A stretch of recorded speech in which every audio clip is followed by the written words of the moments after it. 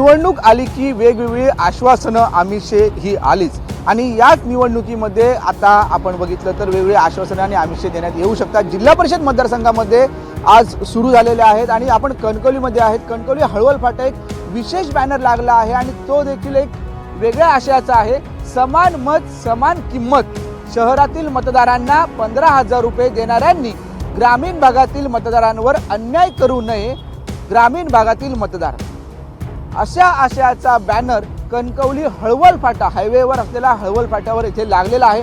नेमकी ग्रामीण भागातील मतदार ह्या कोण हे देखील आपल्याला माहीत नाही आहे, पण हा बॅनर सध्या चर्चेत आहे कारण जिल्हा परिषद आणि पंचायत समितीच्या निवडणुका आहेत।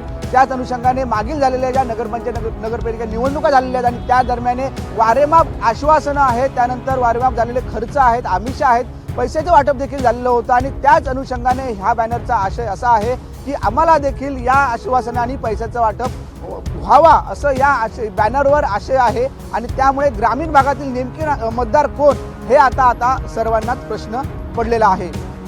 साहिल बागवेसह उमेश बुतळे, कोकण लाईव्ह, कणकवली।